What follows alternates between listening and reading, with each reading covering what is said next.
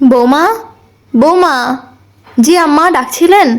হ্যাঁ, আমি ডাকতেছিলাম। আজকে তো অনেক বেলা হয়ে গেল, এখনো তো তুমি নাস্তা পানি কিছু বানাওনি। আমার তো ওষুধ খাতে দেরি হয়ে যাচ্ছে। আম্মা, আমার একটু উঠতে দেরি হয়ে গেছে তো, এই জন্য আমার এখনো নাস্তা বানানো হয়নি। আপনি একটু বসেন, আমি বানাই দিচ্ছি, একটু দেরি হবে না, হ্যাঁ? আচ্ছা ঠিক আছে, সমস্যা নেই, তুমি যাও নাস্তা বানাও। এখন আবার কে ফোন দিল? হ্যালো। হ্যাঁ মা, ভালো আছিস? হ্যাঁ মা, আমি ভালো আছি। তোমরা কেমন আছো? আলহামদুলিল্লাহ, আমরা ভালো আছি। তাই কি খাওয়া দাওয়া করেছিস সকালে? হ্যাঁ, আমরা তো খাওয়া দাওয়া করেছি। তা তুমি খাইছো? হ্যাঁ মা, আমি তো সেই কখন খাইছি, সেই ভোরবেলা। তোর ভাবি তো সকালে নিজে খাক আর না খাক, বাড়ির অন্য কেউ খাক আর না খাক, সকাল সকাল উঠে আগে আমার খাবারটা তৈরি করে, জানিস, যাতে আমার ওষুধ খাতে দেরি না হয়। একদম সকালে সর্বপ্রথম সে আমারে খাতি দেয়, আমার প্রতি যে এত টেক কেয়ার করে। তাই কি তোর বাচ্চা কাচ্চা কেমন আছে? জামাই ভালো আছে তো? হ্যাঁ মা, সবাই ভালো আছে। তা যাও, তুমি রেস্ট করো। আর যেন বেশি একটা কাজ কাম করে না। ভাবি কি তোমার দিয়ে কাজ কাজ করায় নাকি? কি বলিস মা তুই এসব? তোর ভাবি কত ভালো তুই জানিস না, আমাদের তো একটা কাজও করতে দেয় না। আমি তো সারাদিন ঘরে শুয়ে বসেই থাকি। যদি আমি তারে সাহায্য করতে যাই, তাও সে আমার সাহায্য নেয় না। তুই কি ধরনের কথা বলিস এসব? নিজের ভাবির সম্পর্কে এই ধরনের কথা বলতে তোর লজ্জা করে না? তুই নিজে নিজের সংসার সামলা। যা, যে কাজ কর, এখন ফোন রাখি। আম্মা, আপনি বললেন আমি আপনাকে খাইতে দিয়েছি অনেক আগে, কই আমি তো এখনো আপনাকে খাইতে দেইনি। তাহলে আপনি আপাকে এই কথাটা কেন বললেন?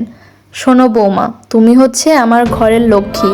আমি যদি এখন আমার মেয়ের সাথে কুটনাগিরি করতাম, আমার মেয়ের সাথে তোমার সম্পর্কে খারাপভাবে কথা বলতাম, তাইলে কি হতো জানো? আমরা দুইজনে মিলে তোমাকে নিয়ে সমালোচনা করতাম। এতে কি হতো, তুমি আমার থেকে আরো দূরে সরে যেতে, তুমি এই কথাগুলো শুনতে। তখন তুমি আমার প্রতি কোনো ভালোবাসা থাকতো না, আমার প্রতি কোনো সম্মান দেখাতে না। তখন আমার কোনো কাজ করতে গেলেও তোমার খারাপ লাগতো, বা আমি যদি তোমাকে কিছু করতে বলতাম তাও তোমার খারাপ লাগতো। কিন্তু আমি যখন তোমাকে ভালোবাসবো, আমি তো যখন তোমাকে কাছে টেনে নেব, তখন তুমি আমাকে সেবা যত্ন করবা। তখন তুমি নিজের সংসারের কাজগুলো তুমি ভালোবেসে করবা, চাপে পড়ে করবা না।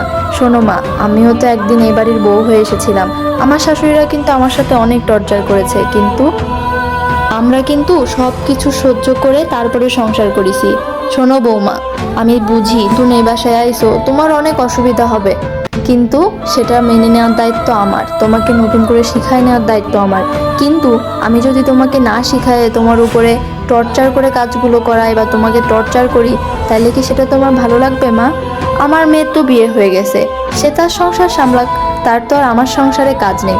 শোনো, আমি যখন অসুস্থ হব, আমার যখন পানি লাগবে, খাবার লাগবে, আমার সেই খাবার পানিটাও কিন্তু আমার ছেলের বউ দেবে, আমার মেয়ে এসে আমাকে দেবে না।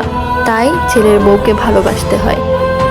মা, আপনার কথা শোনার পরে আজকের পর থেকে আপনার প্রতি সম্মান আমার আরও 10 গুণ বেড়ে গেল মা। আমার তো মনে হচ্ছে আমি শাশুড়ি পাইনি, আমি আরেকটা মা পেয়েছি। আপনি অনেক ভালো মা। আচ্ছা ঠিক আছে বৌমা, যাও এখন নাস্তাটা তো বানাও, আমরা খাওয়া দাওয়া তো করি। আচ্ছা ঠিক আছে মা।